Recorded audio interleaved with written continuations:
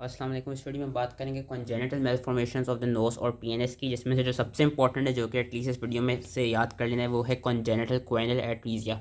बाकी अगर याद नहीं भी होती तो कोई बात नहीं, लेकिन कॉन्जेनिटल कोएनल एट्रीजिया का हर हाल में इसको याद रखना होगा। Congenital choanal atresia it occurs due to persistence of the primitive bucconasal membrane.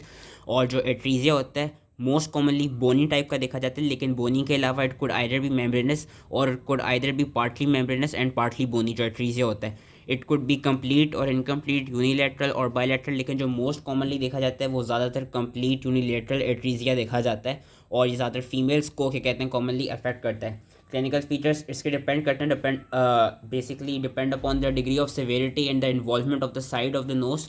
जो यूनिलेटरल एट्रीजिया होता है उसमें हमको यूनिलेटरल नेजल ऑब्स्ट्रक्शन मिलती है एंड ये ज़्यादातर एक्सीडेंटली डायग्नोज की जाती है। नॉर्मली क्या कहते हैं एक्सीडेंटली डायग्नोज होती है। इसमें बेसिकली सिम्टम्स क्या मिलते होते हैं, एक्सेसिव यूनिलेटरल डिस्चार्ज हो रहा होता है, जिस एक्सेसिव यूनिलेटरल डिस्चार्ज हो रहा होता है और जो डिस्चार्ज की वो होती है कंसिस्टेंसी होती है इट इज़ आइदर थिक और ग्लूवी लाइक। इसमें होता क्या है कि जो नेजल सेक्रेशंस हैं दे आर क्या कहते हैं they can't be transported to the pharynx.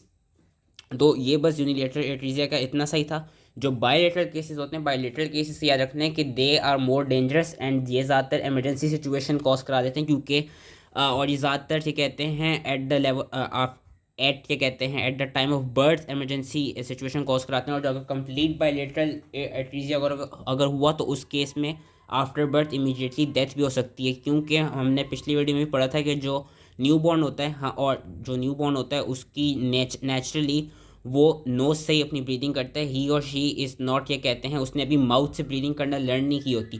तो बायलेटरल केसेस के केस में क्या होगा कि जो चाइल्ड है वो मुंह से उसने ब्रीदिंग करना सीखी नहीं है, तो नोज से वो प्रॉपर्ली ब्रीथ कर नहीं पाएगा, जिसकी वजह से होता क्या इन bilateral cases at or soon after birth the child asphyxiates as he or she can not breathe through the mouth. और कंप्लीट बायलेटरल एट्रीजिया के केस में डेथ भी इमीडिएटली हो जाती है। अगर तो इनकम्प्लीट बायलेटरल एट्रीजिया का केस होगा तो उस केस में जो चाइल्ड होगा he or she would have difficulty in sucking during feeding, क्योंकि अगेन सकिंग वो मुंह से करेगा और मुंह से वो ब्रीथ कर नहीं पाएगा, तो अगेन उस केस में भी जो चाइल्ड है उसको एस्फिक्सिया हो सकता है।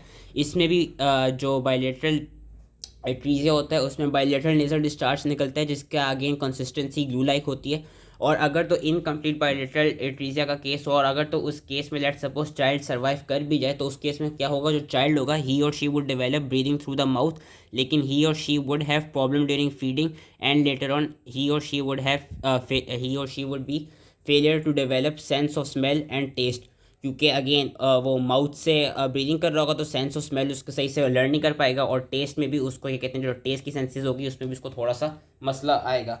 तो हम कोएनल एट्रीजिया को डायग्नोस कैसे करते हैं, डायग्नोसिस के कुछ 5 टेस्ट हैं जो कि हमने याद रखने होंगे। Nasal patency test which is most important. इसमें होता है अ कोल्ड मेटेलिक स्पैचुला या a mirror is placed below the nostril. अब होगा क्या, हमें नॉर्मली पता है कि जब भी हम किसी भी, अभी हम ट्राई भी कर सकते हैं कि अगर हम मिरर में ब्रीथ करें तो उससे एक मिरर के ऊपर भाप सी बन जाती है, कंडेंसेशन सी प्रोड्यूस हो जाती है। अब नेजल पेटेंसी टेस्ट में यही होता है कि हम कोल्ड मेटेलिक स्पैटुला या हम कोई मिरर दोनों नोस्ट्रल्स के बिलो रखते हैं और जिस जो अफेक्टेड साइड होगी जिधर एट्रीजिया प्रेजेंट होगा वेदर कंप्लीट और इनकम्प्लीट, वहाँ पे जो लेवल ऑफ कंडेंसेशन होगी, अगर तो इनकम्प्लीट एट्रीजिया होगा तो इट वुड बी रिड्यूस्ड और अगर तो कंप्लीट एट्रीजिया हुआ तो वहाँ पे उस नोस्ट्रल के below there would be no condensation over the surface of the mirror. That was nasal patency test. फिर आता है कैथेटर टेस्ट। कैथेटर टेस्ट में ये होता है कि soft catheter is pass through the nose and again अगर तो कंप्लीट एट्रीजिया का केस हुआ so that catheter will not be able to pass beyond the posterior part of the nose. Dye test में क्या होता है कि few drops of colour dye like methylene blue they are put into the nose and then pharynx is examine for the presence of the dye. अगर तो again complete कोएनल एट्रीजिया का case हुआ तो जो डाई होगा it will not be able to reach into the nasopharynx and as a result वो examine नहीं हो पाएगा। फिर नेजल एंडोस्कोपी होती है जो कि उन्होंने यहाँ पे दिखाई हुई है, जो कि एक तरह से कन्फर्मेटरी टेस्ट होता है to detect to for the confirmatory test होता है for the presence and extent of choanal atresia. And last थी हमारे पास इमेजिंग स्टडीज आ जाती है जिसमें हमारे पास मोस्ट इंपॉर्टेंट सिटी स्कैन आते थे जो कि उन्होंने यहाँ पे दिखाया हुआ भी है कि जो लेफ्ट साइड की जो नोज है हम देख सकते हैं यहाँ पे एट्रीजिया प्रेजेंट है, वेरस राइट साइड की जो नोज है वो कम्प्लीटली ओपन है और ये कंप्लीट एट्रीजिया इधर प्रेजेंट है।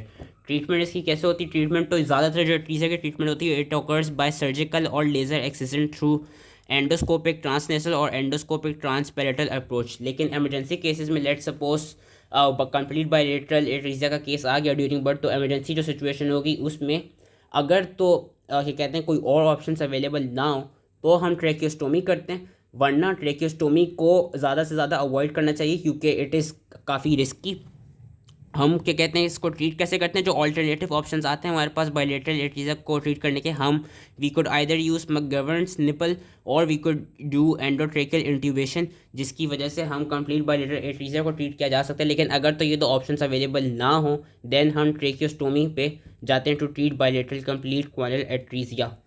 सो that was all related to congenital choanal atresia. ये इंपॉर्टेंट था, इसको याद रख लेना है। अब जो आगे की चीज़ें हैं, आगे की चीज़ें इतनी इंपॉर्टेंट नहीं है, लेकिन हम एक दफ़ा गो थ्रू कर देते हैं कि atresia and stenosis of anterior nares, we know stenosis is narrowing. Basically ज़्यादातर का ये बहुत रेयर कंडीशन होती है। इसमें ये देखा जाता है कि अगर एट्रीजिया हो गया एंटीरियर नियर्स का, तो उस केस में होगा क्या कि एट्रीजिया के केस में there will be a web like partition form between the nasal vestibule and nasal cavity proper and it could either be unilateral और बायलैटरल। और इसमें जो मेन कंप्लेन होगी वो नेजल ऑब्स्ट्रक्शन की होगी यूनिलैटरल केसेस में, और बायलैटरल केसेस में ये होगा कि there would be loss of sense of smell. Treatment इसकी सर्जरी के थ्रू की जाती है with the excision of the web. Then हमारे पास आ जाता है dermoid cyst and dermoid sinus. यहाँ पे उन्होंने डर्मोइड सिस्ट की ये फिगर दिखाई हुई भी है। डर्मोइड सिस्ट क्या होता है basically, dermoid cyst is formed in the line of fusion of the two processes in the developing embryo, whereas to sinus होता है it is form due to incomplete fusion.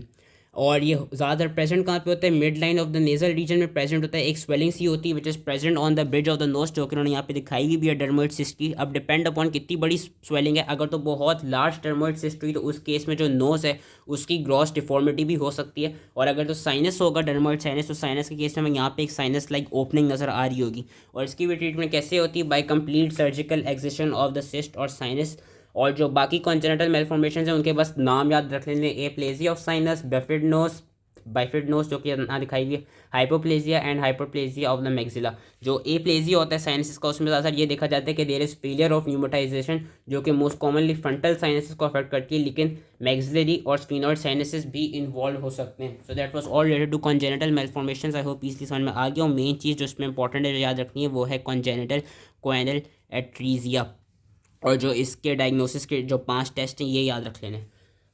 तो I hope easily समझ में आ गया हो and thank you.